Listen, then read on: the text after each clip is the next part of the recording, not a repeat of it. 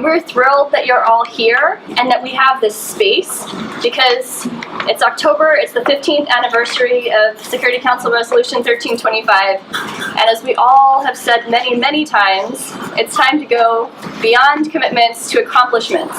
And we wanted to use this space as an opportunity to build on the rich, rich experience of the people who are here this week, to raise our voices around how can we better strategize, how can we better mobilize, and how can we make it so that in another 5 or 15 years we're not having the same conversations about going from commitments to accomplishments. So when Spain originally moved the debate 10 days forward and changed everyone's travel schedules, that was very challenging. But we really wanted to make it so that we didn't get lost in this process and have our voice spread thin. We wanted to make it so that we could all build on each other's experience each week and mobilize beyond anniversaries for action. So here, my name is Abby Ruane. I'm from the Women's International League for Peace and Freedom, and I'm here on behalf of the organizers of the Peace Forum next week, which includes WILP, the Global Network of Women Peace Builders, the International Peace Bureau, the Baha'i International Community, the National Council of Negro Women, World Council of Churches, and United Methodist Women, to welcome you to be here and to invite you to be part of our conversation today. So basically the way this event will be structured is we'll start off with some sharing of a couple of experiences around good practice. Where have we made the change that we want to see? And then we'll have a discussion by the panelists about where are we now? Given last week's debate and the launch of the global study and the 15th annual review, where are we in this context at this moment? And then after that, we'll spend most of the time breaking up into conversation circles around key gap areas that we need action for change on. And for that, we basically need all of you. So we will invite you to join smaller circles and ask you to reflect on what has worked for you, what has worked with your governments and with the UN, what has worked in other innovative ways, what has worked with media, with non-traditional stakeholders and otherwise, and what kind of commitments can we make as civil society for action, and what are we going to demand of our governments that they take action on in this critical anniversary year. And after that, we'll have report backs and we'll aggregate all of those discussions and recommendations and commitments in our final report. And we will share that next week at the Peace Forum, where there will be a Men on the Stand panel, where we want to let them know that we are not just waiting around, but we are stepping up ourselves and we're expecting them to step up for change. So welcome, thank you for being here. I'd now like to pass it off to Solange Washiga, my apologies if I'm saying it incorrectly, from the DRC, who's going to tell us some inspiration for our work. Thank you very much. In DRC, we are leading a campaign, Rien sans les femmes, nothing without women.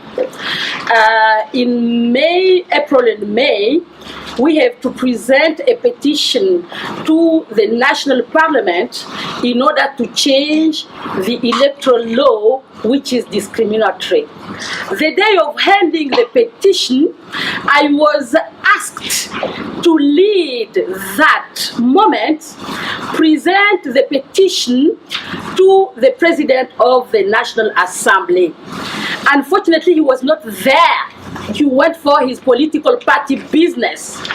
And I found that it would be a failure if we don't meet him.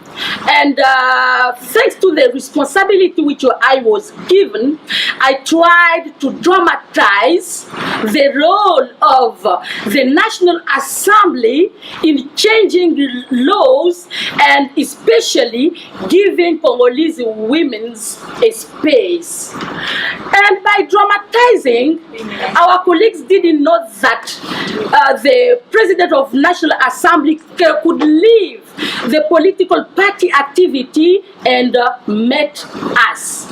Fortunately for us, he came.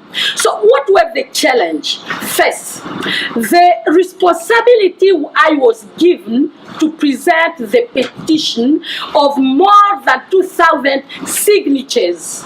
Second, to read the letter of presenting the petition. And the other challenge was the myth of power of certain African leaders, because in Congo meeting the president of the National Assembly is not an easy task, and I know that Annie Matundu, who's here, can tell us. But we women, we met him and he came, he said, I have the time for you. You can say your problem and I'm ready to respond. And he said, you have done a big civic action and I give you 2 focal points of my cabinet in order to see how we're going to change that electoral law. So one have to be committed. One have to know the responsibility. In the group, everybody has got a role to play. The thing that we don't know is that sometimes we forget what are our role. Whoever you are, at any level you are, you have your input. So I encourage you women who are here. We know that the days, the nights are long, but one day the sun will shine. Thank you very much. Good morning, everyone. We are all familiar with what Benjamin Franklin said many years ago, that an ounce of prevention is worth a pound of cure. Just to be clear, what do we want to prevent? The different forms of violence and suffering, whether that be direct, structural, or socio-cultural. We lose roughly 1,000 lives from armed conflict situations every year, and approximately another 1,500 lives each year from non-armed conflict situations. The lives we lose each year would have been greatly reduced if only we invested time and resources on preventing armed conflict and other forms of armed violence from happening. How do we prevent war and other forms of violence? 1. Believe in the power of education, particularly peace education. At the Center for Peace Education in the Philippines, we invest in peace education, believing that transforming mindsets, attitudes, and values that support the war system into mindsets, attitudes, and values that support nonviolent conflict resolution can be an effective pathway to peace. To reach peace, teach peace is an ardent belief of ours. Hence, we work for the adoption in the Philippines of a policy that would mandate basic and teacher education to integrate peace education in the curriculum. The onset of peace education in the country has resulted into many schools being declared as zones of peace, the birth of many peace education centers, and the birth of young peace advocates working against war and other forms of violence. 2. We believe in the power of dialogue. The armed conflict in the Philippines between the government and the Moro Islamic Liberation Front lasted 45 years.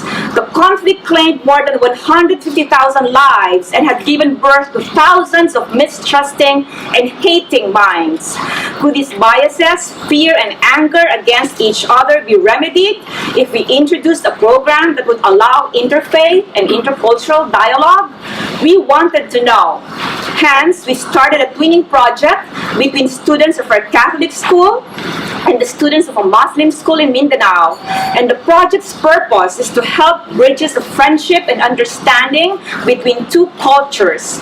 Students of both schools exchange letters to know each other better, and at the end of the school year, we give them a chance to meet, dialogue, and learn together how to challenge prejudice and structural violence and the war system, as well as learn together skills of conflict resolution and peace building. The reflections published in their common newsletter have consistently indicated change of heart about each other. That fear, mistrust, and dislike that used to be there have been replaced by understanding and concern for each other. 3. We believe in the power of advocacy for arms control and disarmament. We are a member of IANSA, Control Arms Coalition, and ICANN, all of which work for arms control and disarmament. Weapons enable and sustain armed conflicts and armed violence. When the opportunity to work for an arms trade treaty presented itself to us, we grabbed it. We worked for an ATT that would prohibit arms transfers if they would be used to commit genocide, crimes against humanity, undermine peace and security, or facilitate serious violations of international humanitarian law. As we know, weapons help facilitate murders, homicides, and armed conflict-related deaths, maimed civilians, violated human rights, facilitated sexual violence, and limited or destroyed opportunities for livelihood and development. The Control Arms Coalition, Iyansa Women's Network, WILF, Global Action to Prevent War, Oxfam, and Amnesty International worked hand in hand to ensure that the ATT also included a provision on the prevention of gender-based violence. We handed out flowers, postcards, bananas, buttons, pins, mugs in the UN, did cheer dancing in the Harlem Shake in front of embassies in the Philippines to cheer them on to support the GBV provision, spoke in diplomatic conference in the UN, published reports, ran after and persuaded almost every delegate to please support the GBV provision, explaining the rationale why they had to do so, took to dinner potential champions, and even joined a diplomat's karaoke night and sang with the delegate "I Will Survive" with gusto, just to get the attention we needed for the campaign. Indeed, we lobbied like crazy and pulled every magic trick from our hats to ensure that every delegate in the UN would support the GBV provision. We won it, as you know. Now we ask you to work with us to make sure this provision is observed and implemented. And finally, we believe in the power of women as agency of conflict and armed violence prevention. We consult women at the margins, and they have consistently articulated that they want an end to war and violence in their communities. They want to help make communities safer for their loved ones. Hence, we share capacities on conflict prevention and escalation. We help build skills on early warning and early response, conflict resolution, mediation, and arms control. The Women, Peace, and Security agenda has not delivered transformative change. One reason is the lack of attention to the power of women to prevent conflicts. Education, dialogue, disarmament advocacy, early warning, and early response, these are just some of the powerful pathways to get to a culture of peace and promote common security. If we want the Women, Peace, and Security agenda to help transform a culture of militarism to a culture of peace, the time to invest in conflict prevention is now. Thank you very much.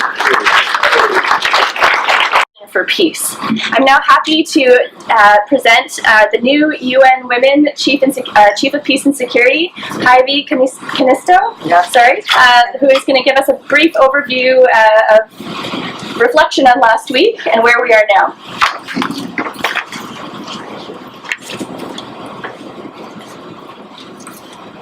Yes.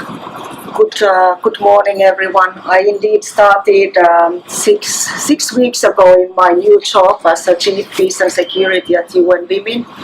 I think it was my 7th day at work when the report of the Secretary General to the Security Council was due, and then 4 weeks later the global study was supposed to be finalized, and it's been a flying start. I don't know anymore where I am, but it's been definitely very interesting.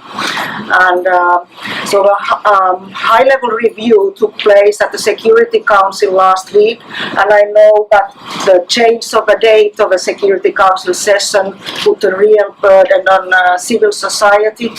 Unfortunately, that was beyond the control of what we could do.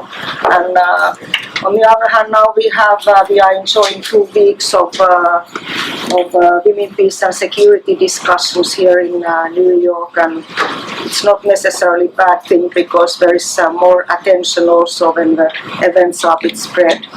But I know that it was a huge burden, especially for the civil society, and I think we also the participation review was maybe not quite as high level as it would have been on the original day. However, it was the highest number of speakers at the Security Council open debate ever. 111 countries spoke at that session, so women, peace and security is an interesting issue.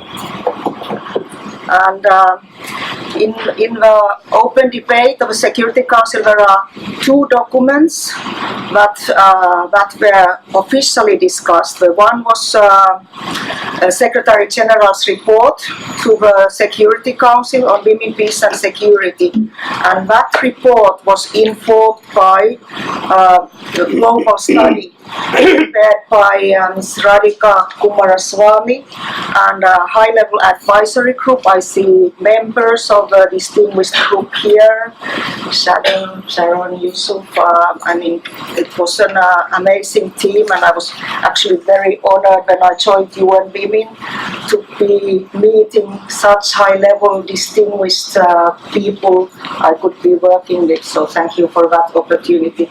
And I see Ambassador Chowdhury, who was the probably without him there might not be the resolution, the 1325 at all. So thank you for that role also 15 years ago. So that Secretary General's report was the other document, and that is especially guiding the work of the United Nations and giving recommendations also to member states. The other document is the newest Security Council resolution that was adopted, Resolution 2242, and that's the 8th of the women, peace and security related resolutions. And that resolution is linking women, peace and security agenda to current global context, including rising violent extremism, climate change. I don't know if climate change has ever before been in a Security Council resolution.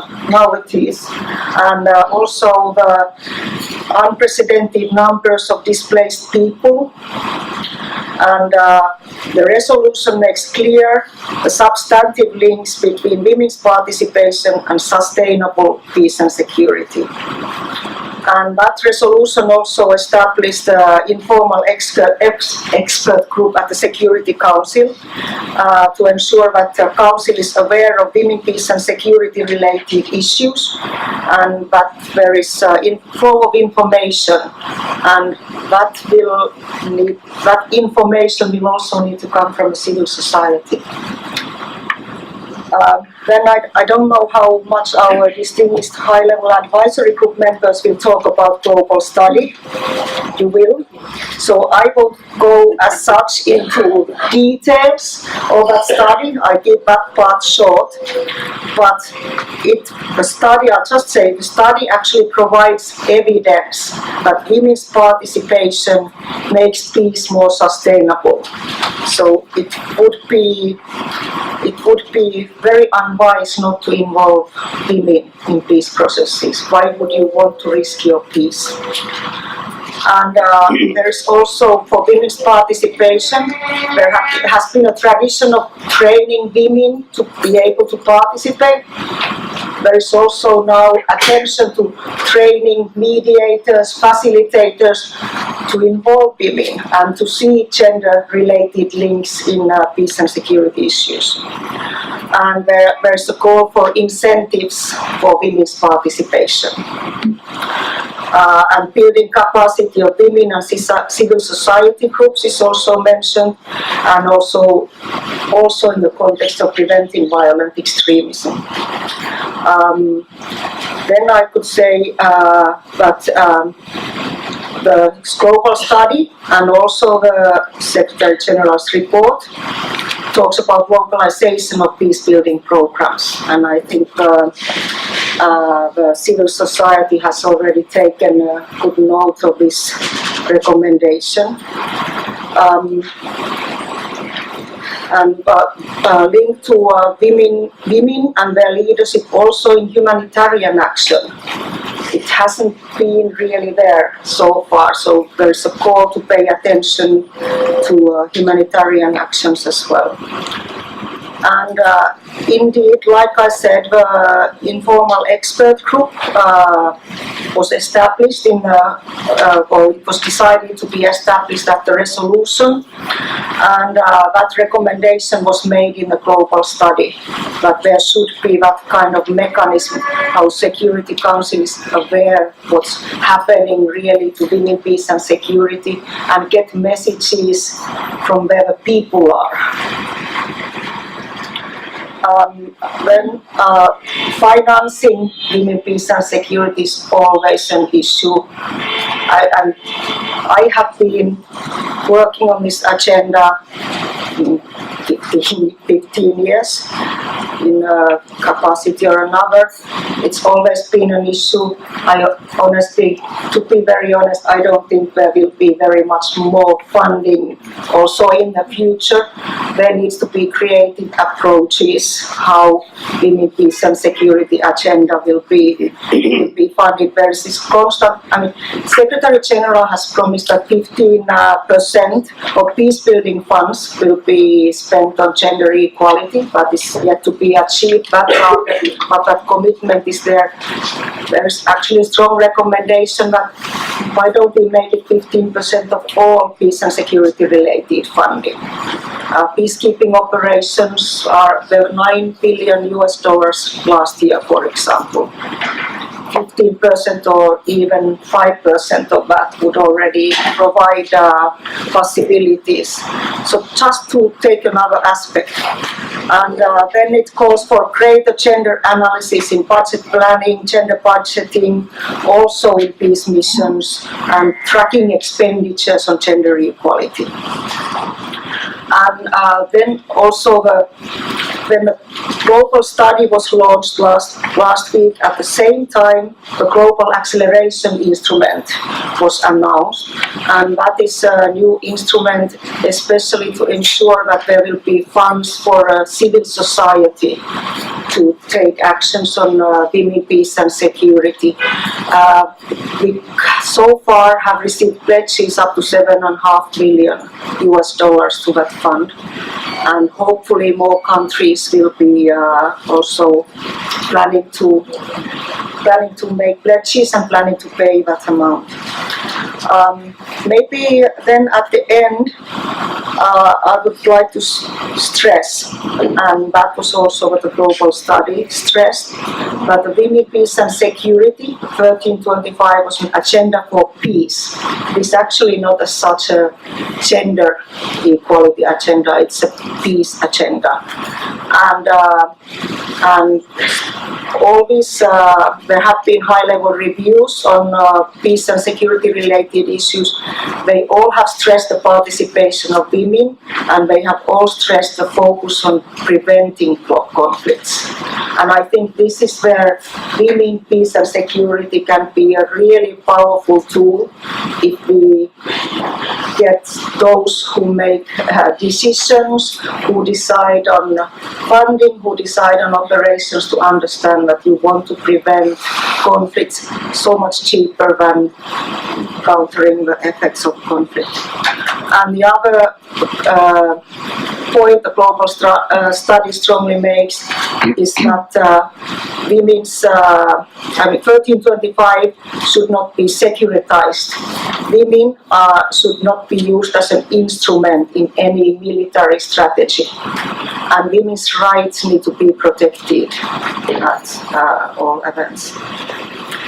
Then I would say that we now have tools like a study. I think it's a great tool. It will help United Nations. It will help the civil society to spread the message. There is evidence. There is a momentum now to talk about women, peace and security. Resolution is a great addition to the toolbox. And all this creates a situation where the United Nations will very much need close collaboration with the civil society. The UN will not be able to do its work properly if United Nations is not collaborating with the civil society. So I call for that collaboration. I know that there has been good collaboration during the years. I hope that will continue, and I think we also need to enhance, for example, mechanisms that facilitate the flow of information from civil society to the Security Council to inform the security relations decisions. So that's my call. We need you at the United Nations. Thank you very much. Part of this conversation. And I think it's up to all of us as civil society to make sure that we give the mobilizing and demands that can allow UN Women to continue to raise the bar. So this is great to start with moving from 2% to 15% of budgets, as with the UN Strategic Results Framework. What about 50%? Let's keep asking for more. Okay, so now we'd like to move on to a bit of a more in-depth sharing of information about what have we learned. The global study launch was based in very inclusive consultations from around the world, and we now have Danielle from the Global Network of Women Peace Builders to give us a bit of an update on what we've learned throughout that process that then informed this tool that we can use to take action. Danielle? Thank you. Good morning, everyone. Good morning. So my name is Danielle Goldberg. I am the overall project coordinator and lead author of the Civil Society Organization Survey for the global study. Though really the authors, many of them are in this room because we had quite a wide range of participation from all over the world. So the Civil Society Survey was implemented by the Global Network of Women Peace Builders and in partnership with CoordAid, the Civil Society International Action Network, ICANN, as well as the NGO Working Group on Women, Peace and Security, and we had inputs from UN Women and support as well. I am curious, of those in the room who know of the survey, who has participated in the Civil Society Organization Survey? In the room, could people please raise their hands? Okay, that makes me feel so good to know that many of you also are the authors, and I thank you for that. So while I have about 15 minutes, and you can help me with 10 time. All right, so I'd like to just describe the process that we went through to ensure that it was participatory and inclusive and global, because I think there's a lesson there that we can all learn with all of our efforts to localize and bring the voices of civil society, and I say grassroots because I think the roots of 1325 are truly from grassroots, and so if we want to realize the promise of 1325, we have to go there. And it takes some extraordinary efforts to get those voices to this platform. So one of our ultimate goals was to bridge local and national experiences into the high-level panel on women, peace, and security, and into the global study. And we wanted to make sure that these voices were authentic and realistic depictions of what is happening on the ground. At the same time, this was a chance, in 15 years now, to galvanize civil society, bring them together so that they could celebrate the great work they've been doing, since so much of the innovation has been taking place in villages all over the world that we don't often get to hear. So basically what it was is a survey of 70 questions. So open and closed answers. It was quite long and a testament to the dedication of those who filled it out. Some an hour, some entire days, multiple sessions. And we had to do it in 4 languages, and I wish we could do more. So it was in English, Spanish, French, and Arabic. We field tested it at regional conferences in Burundi and Indonesia. And then we disseminated it throughout our grassroots networks all over the world over 3 months. So people could fill it out online, or if they had internet problems, through Word documents, through a Word document. Or in the case of indigenous communities in Colombia who aren't used to writing things down, they were able to just verbally discuss it and then send in a summary. We received 317 surveys from 71 countries. And they were from all countries, post-conflict, conflict, non-conflict, and it represented the true diversity of civil society, of all backgrounds, focus, sizes. A majority of them actually came from Africa and from Asia, just because certain groups were very good, Philippines included, at galvanizing and encouraging people to come out.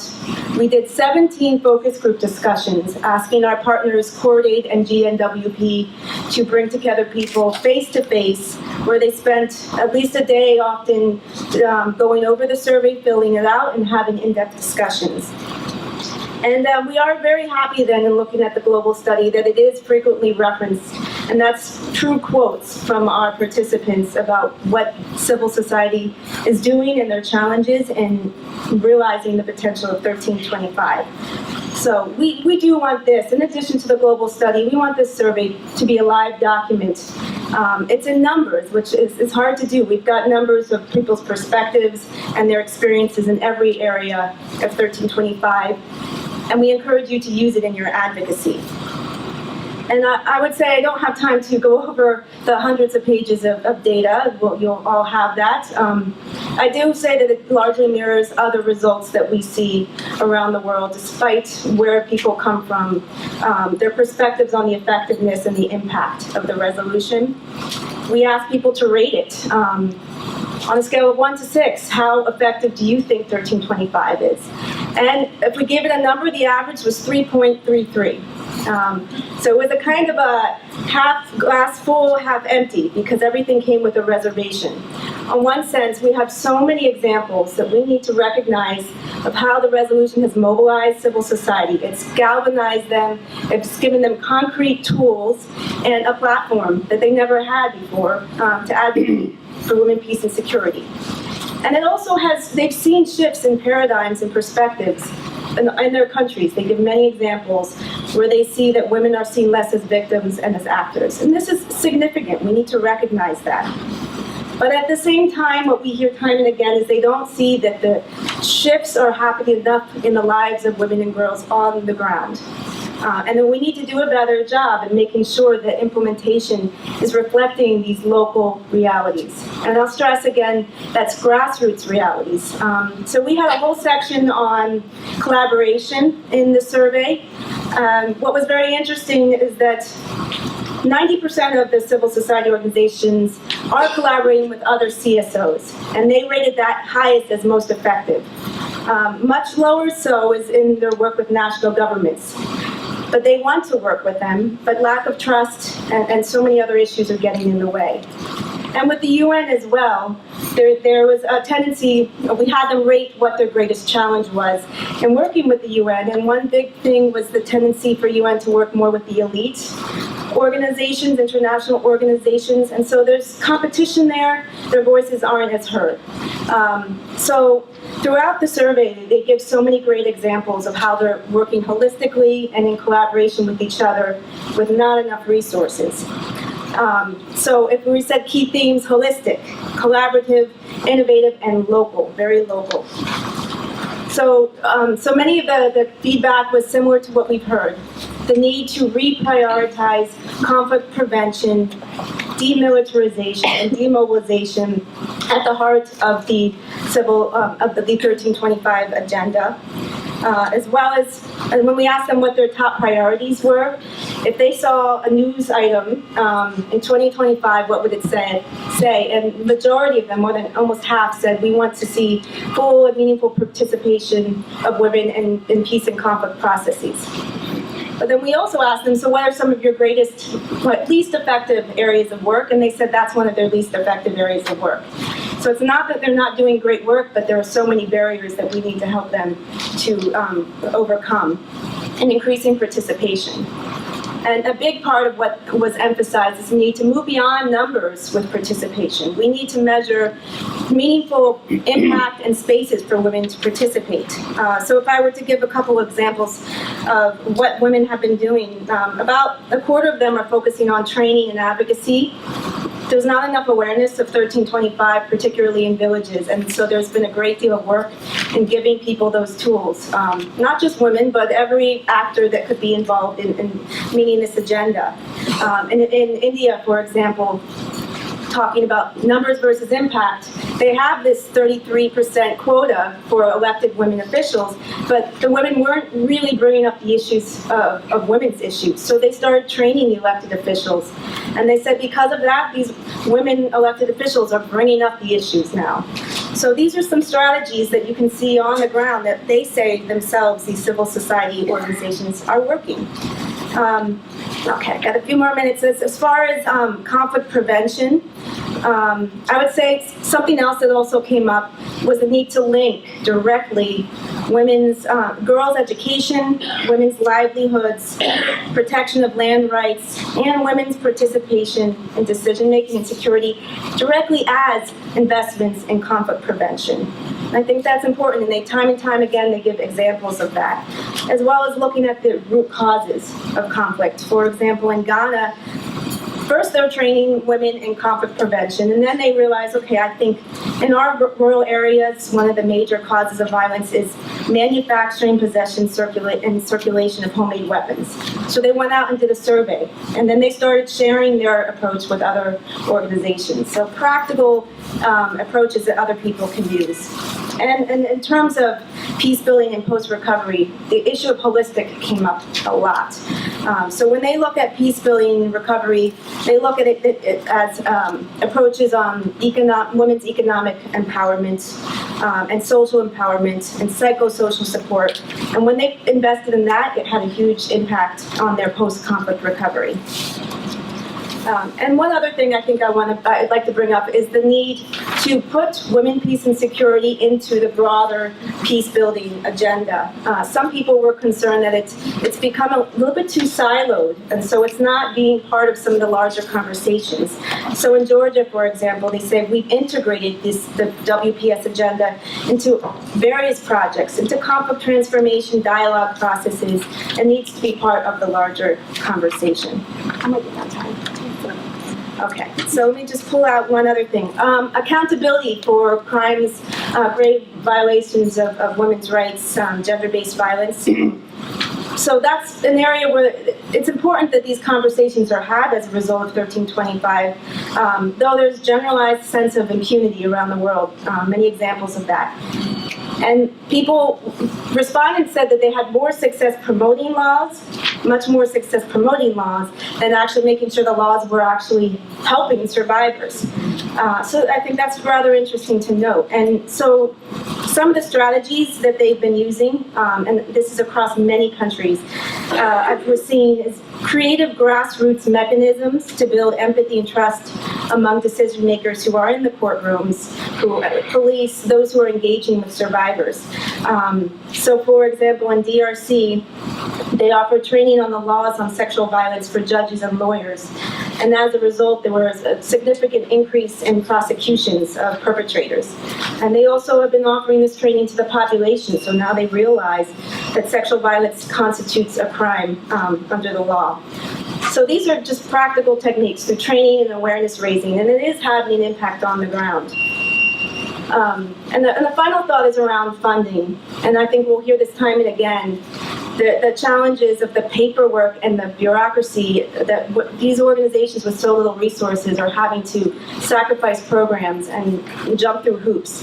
They need more rapid, straightforward, and long-term funding to meet the needs. And if we want to focus on conflict prevention, then we need to think long-term, because trust building and reconciliation doesn't happen overnight. I think the ultimate feedback that we're getting, that there are so many challenges, of course, and that can be daunting, but there's so much hope and optimism, and there's so many examples, small as they may be in some cases, that are showing that women are making differences, they are changing hearts and minds, and getting to the roots of conflict. We need to treat them as equal partners, all actors, and oftentimes they've been way too much on the sidelines, but they stand ready. They're doing a great job working with each other. They need a chance to be able to work with all actors and have more of a formal place at the table so we can be more effective. So that's all. Contributed and made these recommendations so strong. I'd like to now hand off to Youssef Mahmoud from IPI, who has been part of the reviews this year, both on 1325 and also the peacekeeping and peace building reviews. for reflection about what strategies we can use to move forward within the UN system.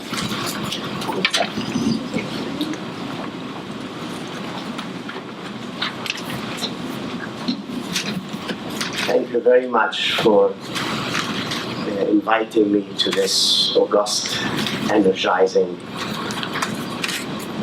gathering. I was counting how many men in this,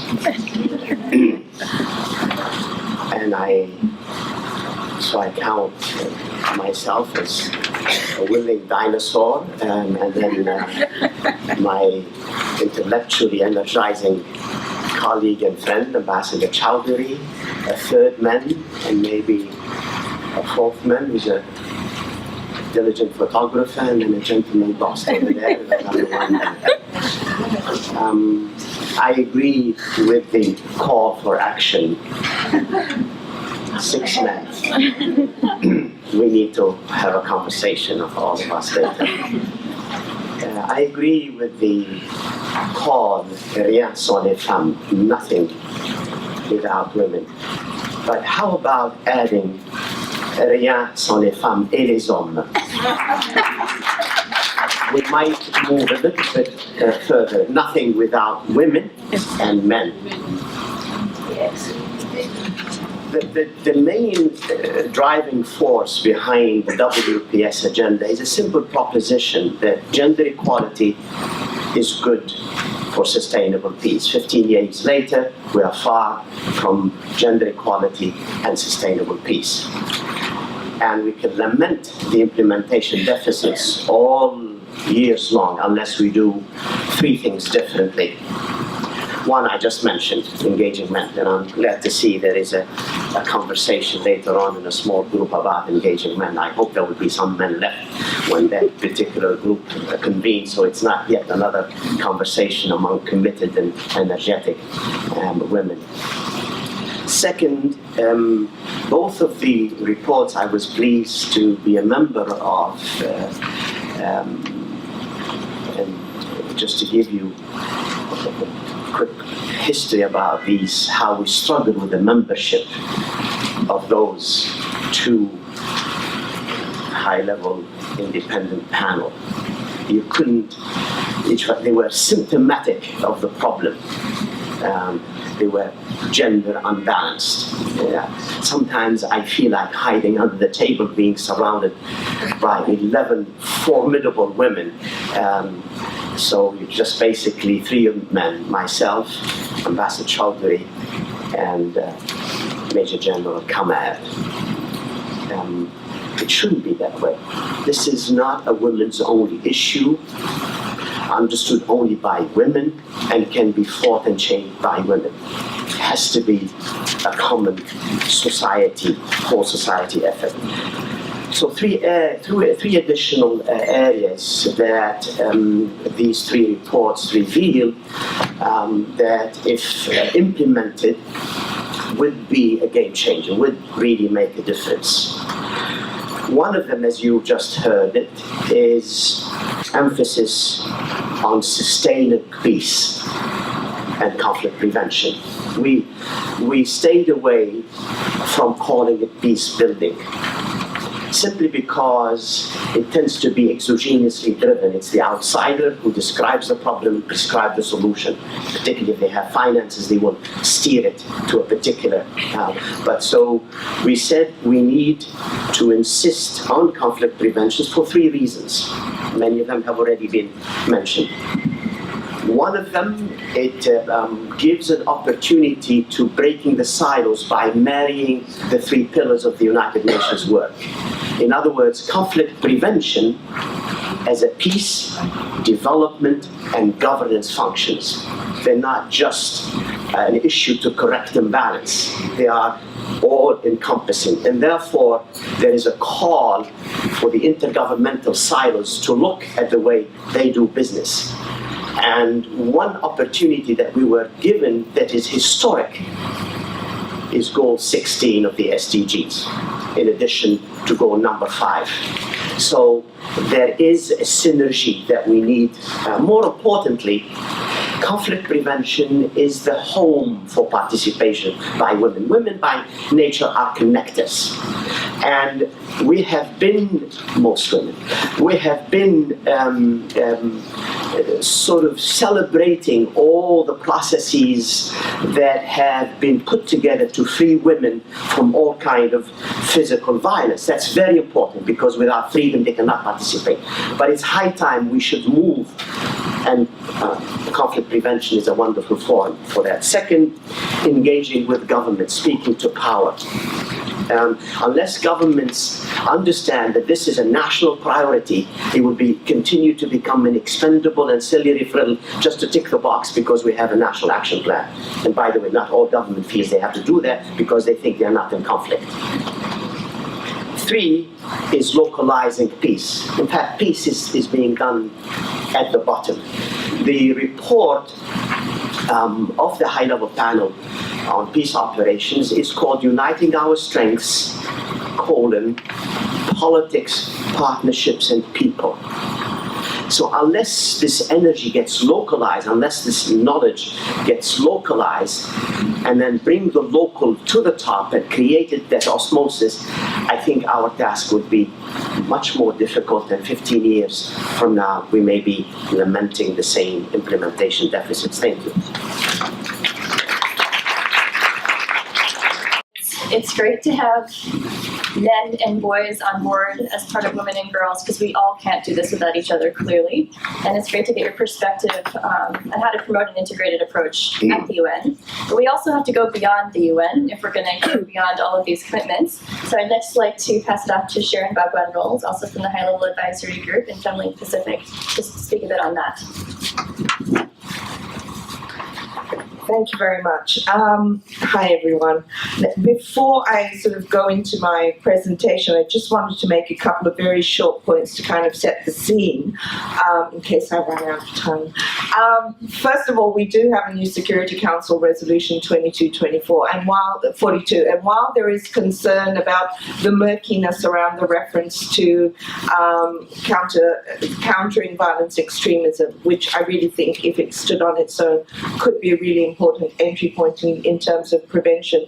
This kind of murkiness around counter-terrorism brings in a more securitized approach, so we do have to be wary for that. However, from the Pacific, and I'm sure for those of you from any country now affected by climate change, the reference to climate change is groundbreaking in itself, and it does actually give us an opportunity. It opens the door in terms of addressing human security and the interconnections between environment security, personal security, community security. So there is that opportunity. I think there's also, we need to take advantage of the Secretary General's commitment at the launch of the global study that the global study report on 1325 is an opportunity to now further review the two other reports, the PBA and the peace support reports, and to ensure linkages in the recommendations. So we need to pursue that as well. Demilitarization is key. We need to bring back the attention to prevention, and the more we talk about it, the more we're going to make sure it happens. And we need to reaffirm and assert women's peace and our definitions of human security, not the securitization of our peace. We also need to reaffirm 1325 as a women's human rights instrument. I think one of the key lessons for us in terms of the work we've been doing on 1325 in the Pacific is a sense of disconnection from the broader women's human rights agenda and the collaborations. And I think we need to work a lot harder in building the sisterhood, in reviving the feminist movement by infusing the peace work back into that. And so we need to also promote and protect women's rights. That is part of what we do, and also the promotion and protection of women's human rights defenders of all diversities. One of the young women from Femlink Pacific who actually attended the Security Council open debate said to me, only one member state made reference to the LGBT community. So that means, we also still have a lot of work to do. While we had, a high number of statements, just one reference to our diversities. Political participation is key, but not just in parliaments. It's about the local government and governance structures. I come from the Pacific. We have dual governance systems. We have the village or the indigenous structures, and we have the political structures. We need to work equally hard to ensure women's participation, young women's participation into those processes. If a woman is not able to speak in her family or in her family unit to make a decision about access to water or education or health services, how is she going to go and talk in a political process? So that's what's really key. I'm also quite concerned because we do have a lot of work to do with our member states, with our governments, but I'm also concerned about the regional intergovernmental structures. Successive recommendations from the Secretary General, from the UN, is putting a lot of emphasis on the role of regional intergovernmental organizations. Now, that clearly requires us to also work in those political spaces. As a member of GPAC, we have certainly done that in convening several conferences, but I really think a lot of regional intergovernmental organizations need to be held far more accountable to women's human rights. After the 10th anniversary of 1325, we got a Pacific Regional Action Plan on Women, Peace and Security. Don't smile. They never resourced it. They never acknowledged what women had done in terms of contributing to the strategies, and they've just kind of diffused it in a political process. So we need to hold them accountable. I think communication is key. Our messages, not just across the road, but actually our messages at the local level, at the national level, at the global level. And we need to be doing a couple of things. This is really where the connection with the Beijing Platform for Action comes into play as well. We have not been utilizing enough Section J of the Beijing Platform for Action. Some of us have, but we haven't really been part of, once again, the broader movement. And we also need to look beyond the confines or the constraints of public or commercial media. We need to be engaging better with independent community media, and community radios we've found in the Pacific has been one of those key ways to make sure women's voice is there. And finally, resourcing is key. The allocation of funds for women's peace activism should be sustained. I agree completely. But it should not be about state-sanctioned security.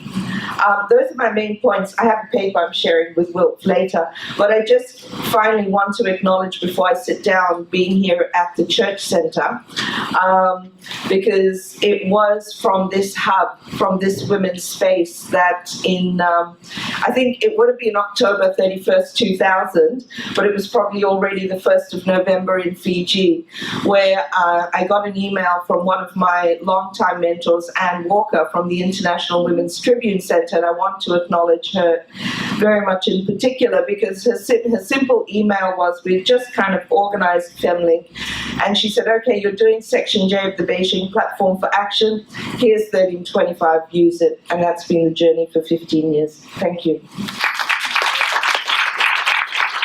Thank you, Sharon, and thank you to everyone who's spoken so far. I think it's pretty clear that we haven't been working for 15 years, for 20 years, for 50 years, however many hundreds of years for Wilt's case, to create yet another commitment, right? But what we have with this global study is we have a tool. So we can now, what we want to do now is use this tool for action. So in the session that follows now, we are going to break up into conversation circles, and we'd like to invite you to address key gap areas that we believe need to take action for change. And the way we've set these up is by having a couple of questions. So we said, first, what does the global study say on this issue? This is the evidence base that we have. But then how can we use this to strengthen our strategies internally? How do we create better strategies with the UN, with governments for policy change, but also outside strategies? How do we engage in better media outreach? How do we mobilize communities through peace education? How do we engage with non-traditional stakeholders beyond policy to make change? And the areas that we would like to preliminarily suggest, so we welcome your suggestions of others if you'd like, are first on a holistic agenda, second on strengthened action to prevent violence and address militarism, third to ensure participation, 4 to prevent violent extremism, 5 to finance gender equality, 6 to engage men and boys, and 7 to really focus on outsider strategies and outside strategies for change.